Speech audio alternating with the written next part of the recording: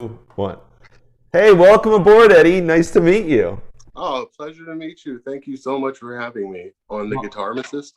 Yeah, this is we are called Guitar Tales, and I have Guitar tip. so I have to say this is like a big get for us, and I give Scott Guitarmacist Engel all the credit for connecting us with you.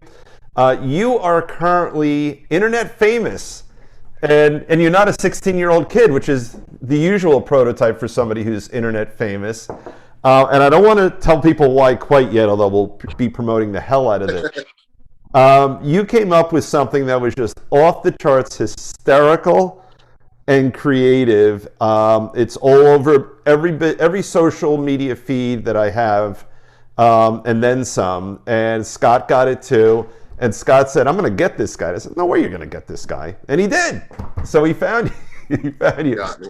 So you were Eddie Rifkind, and just keep it steady before the camera, but show us. Yeah, You're not the real guest. Your product is our guest tonight. yeah. That's fair enough. All Show right. us your guest. Let's take a look. Oh, I like the way you're doing that. Karen, now hold it still. So I absolutely love that. Now there's so much to love about this pedal, and the biggest question on the internet, which you're about to answer, is this a joke or is it real? Yes. It is a Uh, real guitar pedal, right? yes, as well as a joke. I mean, the funny part is these memes, they're usually Photoshop. And in this case, it is too. It's just that I put it on a functional guitar Right. pedal. So now everyone has their own favorite. My friend, I was talking to her earlier today. Her favorite is the fact that you can adjust the level of rage of our Karen friend. And I hadn't thought of it like that. I just sort of saw the word rage.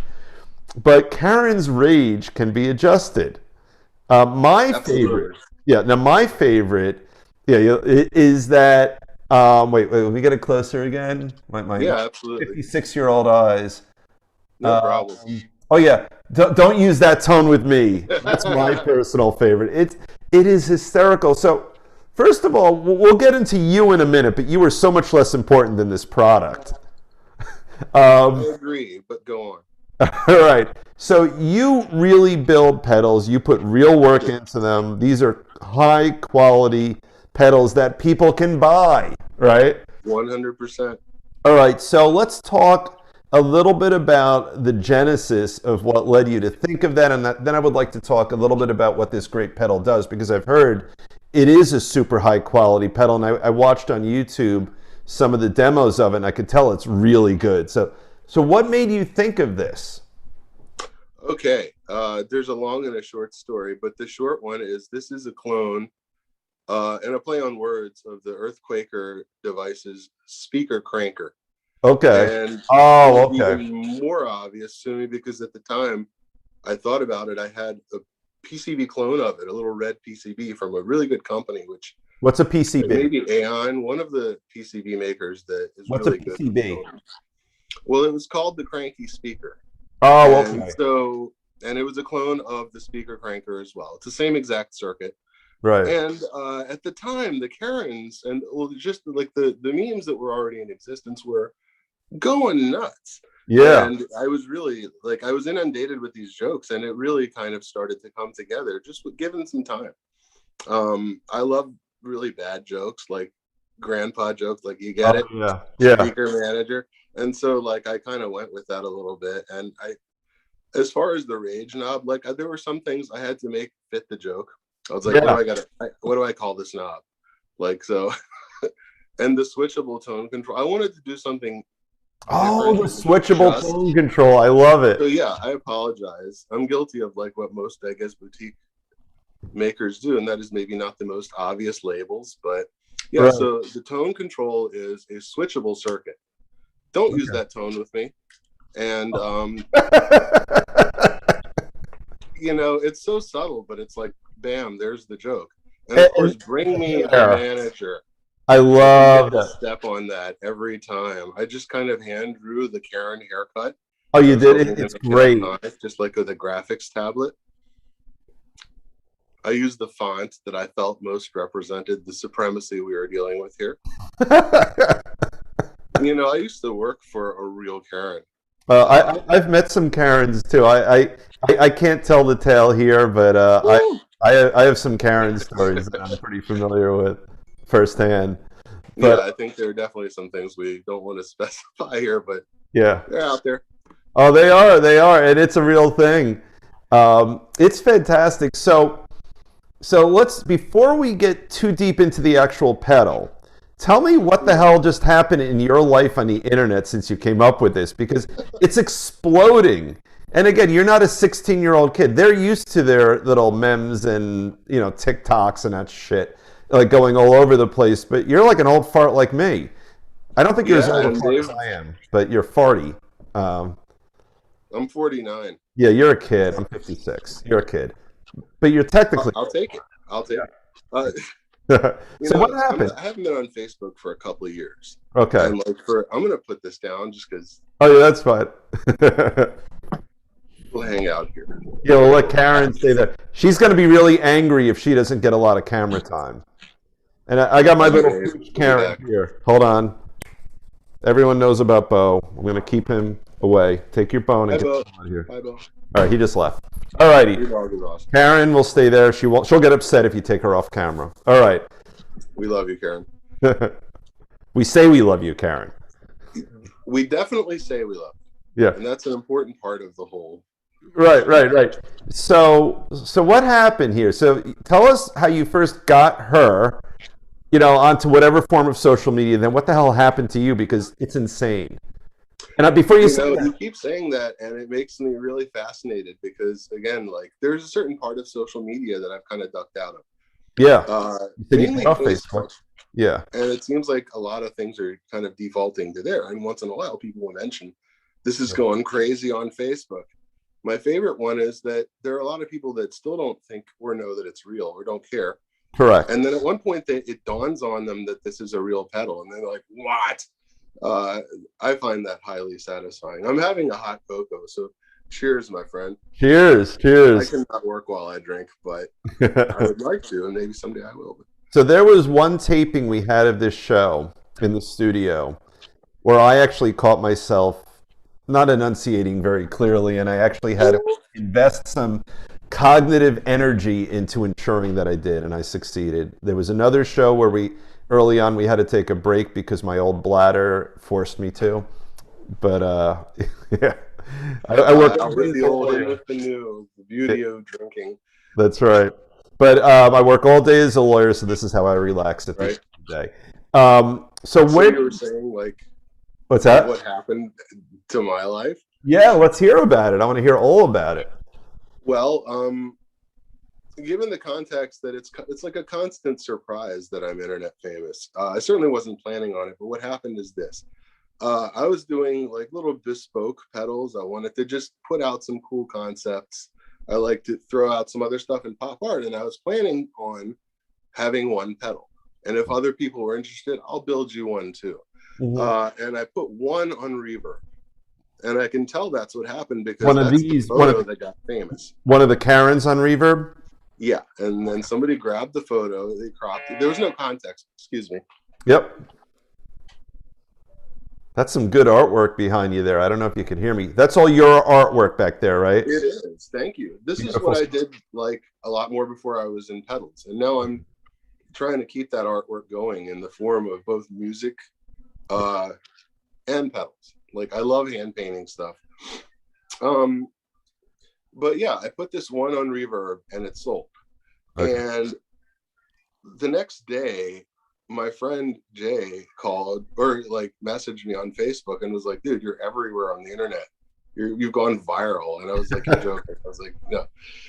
And so that photo was grabbed out of context. I guarantee you most of the people that shared it didn't even think about the fact that it was real. I They didn't. just were sharing the meme. I didn't think when I saw it. I just thought it was silly and brilliant, but I didn't think it was a real pedal. Like it's so beautiful that it can be. Yeah. What was I gonna say? So Yeah, and so Buddy Jay calls and you. it would just get more and more. People would message me directly asking for it, and that's when my wife looked at each other and was like, "Holy shit!" Like the pace immediately just increased. And so I kind of dropped a lot of the other stuff that I was doing. And for the past few days, I've been restructuring my workspace, Wow. which right now is my living room, Okay. to just kind of accommodate this type of thing and just doing these in bulk. And when That's, at some point, I'm going to either move to a bigger place or get a studio. And that'll really kind of put this where it needs to be. Right now, I'm definitely making it work right, right. in an apartment in San Francisco. Wow. So now, I don't know them. The only number I can share with you on Scott's Instagram page is Scott Guitarmicist Engel, our publicist. He sent me a screenshot, and he put it up. The next day, 5,700 views in 24 hours on just his. Has anyone shared any numbers with you? People have shared some screenshots. I actually noticed a really juicy number. There's an Instagram account called I think it's called The Musician Girlfriend, Okay. and that one's got like I think more than 6,000 likes It's sharing that cropped photo from my old reverb ad. I'm sending it to everyone. Like it's unbelievable. It's pretty wild. And like I try not to be harsh on people that like mention it without or that post it as a meme without mentioning that Yeah. like there's a source. But I will be very friendly and sort of post something Right. and they'll usually be totally cool and go with it and like share it some more. So I'm crossing my fingers. Like I just want to be funded to build these as long as possible. Yeah. I know. So now here's the cool thing. And again, I saw it, and like I have so much information and memes on my feed. I don't. Is it meme or mem? I don't even know. I think it's mem, right? I'm gonna say meme, but I don't know. All right, let's call it meme you because say I would not tomato. trust me at all. There you go. But I just assumed it was a clever musician who just did that to an existent paddle, and I guess on some level that occurred, but it occurred in your studio on a real paddle. But you've been making pedals before. It's not like you came up with this idea and put it in some crappy pedal. This is actually like a real high No, quality. I built a crappy pedal. That's the So tell us. yeah, I put it into my own work. And like So, I'm definitely going to be under scrutiny to build these as well as I possibly can. yeah. That's So, out there. so let's forget the fact that it's a Karen pedal and talk to us like, let's pretend it's just a Yeah. blank casing. What is it about this pedal? Like, what did you put into it? What is your concept, tonally behind it? Okay. I like these vintage distortions, and in a sense, This has a circuit which, at its very core, is an electro distortion. Okay. And when I started building pedals, I found these instructions, these beginner instructions, and it was walking you through building an electro distortion. So I've always wanted to go back and study that and see if I Yeah. could get a little bit more nuanced with it. And then I found this. I bought this PCB clone of it, Okay. but then when the Karen idea started, that became the road I took. But yeah, this is an electro distortion, and then I wanted to look for a really cool tone stack to add to it. So I found a James tone stack, a back sandal. I have no idea how to pronounce that, but Right. it's a really cool interactive, like concentric thing where both of them control different sides, the bass and the treble, and they sound really beautiful together. So I made that active. I put a little boost circuit into it Right. to recover the volume. And so that's what that Is that because the distortion, you lose a little volume from the distortion circuitry? yeah. And well, it's true about the clipping too, but then the tone does the same thing. It shaves frequencies off. Okay. So every tone circuit by itself that is passive, it'll just lower the volume of certain frequencies and then let the rest pass. Gotcha. And Right. so the boost at the end of it recovers that. So what I And already like is that there's thought going into what you're creating here because, like I currently don't own any pedals, but I've owned a million in my life. And I built one when I was 14. I built, my dad is an inventor, and he had some casings kind of yay big.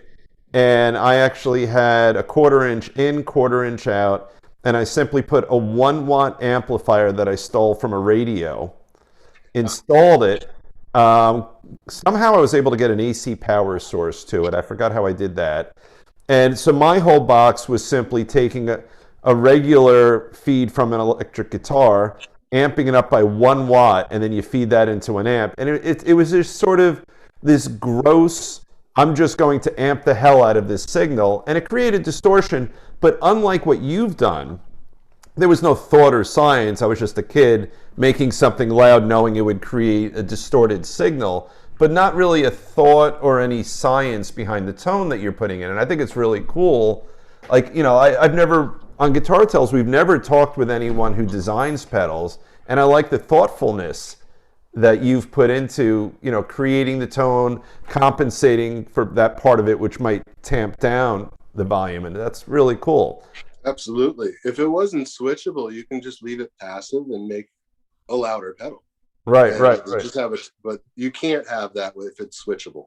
No. It'll sound like the pedal just turned off. Like you Yeah. have to cover that volume. Yeah. And I've owned pedals that don't have an interesting tone. They will do things to affect the sound coming out of my guitar, but they're not really focused on tone. And tone is just everything in electric guitar, So the nice thing is that you've got this really great pedal that it's almost like the kitschiness of the cover. There it is. I love it. Look at that. You're like a spokesmodel. Somebody GIF this, please. I'm trying to do this. Yeah, you're hypnotizing us. But there's good guts in there. And I actually saw on your YouTube video or wherever you had it. I think it was YouTube. Thanks, man. Yeah. Oh, you're welcome. So you're hand soldering all these, right? Like I am. And that's higher quality than you would get if you just had a machine doing it. And the casing looks like it's high quality. So the pots are good quality. The switch is good quality. They are. I really love the parts that I picked. And you're going to see these a lot. They're from Love My Switch. These sweet Gorva switches. That's a nice, satisfying sound. That's like on a good car when you close the door and it makes that satisfying sound as opposed to a bad car, right? Absolutely. So, and because I started with the bad car feel, Yeah. Bought some parts. I was like, but you refine. Just like when you started with that distortion, that's always the first step. Yeah. And then you have your response to it. Yeah. And then you decide, like, do I want to start refining this? Do I want to go down that road? Right, right. And you think about, like, I'm looking at the foot switch. All right, my guy wants to say hi. Come here, because he's bothering me. He makes appearances on the show all the time. I'll do a little bit of interview with him because he's more popular. Buddy. It's Bo. Say hi. So the foot switch, the cool thing about the foot switch is that by putting that kind of high quality, at any time someone's switching that on or off, they're probably putting 50, 60 pounds of pressure on it. So you think about something that can fail or worse. If it's not failing, you're going to get some crackling if it's almost but not failing. So by putting the really good switch in there, you're eliminating that chance, because the real problem is not when it fails, you know it. But when it's imperfect because you've switched it with 60 or 50 pounds of pressure 500 times, you may or may not notice what's happening, but it's slightly degrading the sound. It's true. And like, that is definitely, I love to have people not have to worry about things. Right. Like, oh, I want to support this builder, but oh God, like, did he just like slap this together? I want it to feel very legitimate. I want it to feel like something, like a little bit reliable. Well, you know what it reminds me of? We've talked about it a bunch of times on Guitar Tales. The backstory, I like the way you're doing that. Karen is making her presence known. The backstory of Mesa Boogie, because your backstory is kind of similar. It was a guitar amp repair guy / builder who basically took, I want to say, like a Fender Champ amp chassis and threw the equivalent of a Marshall stack inside, or something like that. But it was all high quality, handcrafted with all the electronics and all the guts of it. And it became popular because of its quality. And here we are probably 30, 35 years later, and Mesa Boogie is still just legendary and iconic. And, you have a similar backstory. Is that you have your notoriety from the Karen concept, but at the same time, even before that, you were putting quality into the pedal, which is really cool. Absolutely. And can I ask, I want to answer one question that I actually failed to, and that is like where all this actually started with the pedal building. Yeah. So like I've been a lifelong artist. I started playing guitar when I was in college. Like 30 years later, you know, I'm dealing with artists, I'm looking for art projects, and I get hired to edit this music video. Okay. And the guy that plays bass in the band, and it was a 1 album project, it was really cool. Right. Well, he happens to be Joe Gore, who makes pedals, who apparently is like pretty well known in the pedal world, but he's like played with these huge musicians. Okay. And so I kind of, after I saw that show, I just kind of followed up and checked out his channel. And at this point, I'm completely indifferent to pedals. And then I watched the demos that he does, and like that just kind of turned it on in my mind. Yeah. You know? Have you ever had that where you were just presented with something in a certain way and you knew you related to it? Yeah. Now, do you have a background in electronics and things like that, or did you have to learn it? Yeah, you're in the plastic arts, so you can learn how to work with different mediums, and that's all this is. You know, you're creating sonic art with your pedal, right? And you're taking, you know, a raw sound and figuring out creatively how you're going to impact upon that sound to make it better or more interesting, you know? And it's just a different medium. It's no different than switching from oil to acrylic, right? You know? Absolutely. Which is another good idea if you live in a 1-bedroom apartment, by the way, kids. Yeah, that's right. Well, the problem with oil, I dabbled 25 years ago. It takes like 3 weeks to dry if you're lucky, right? Yeah. Which means like you have to have a setup and you have to like take care of it in the space that it's in. Like that whole which is kind of like an extended version of what's happening with the enclosures too. Because while they're curing, there's all these cool layers, and like you really have to let them cure properly.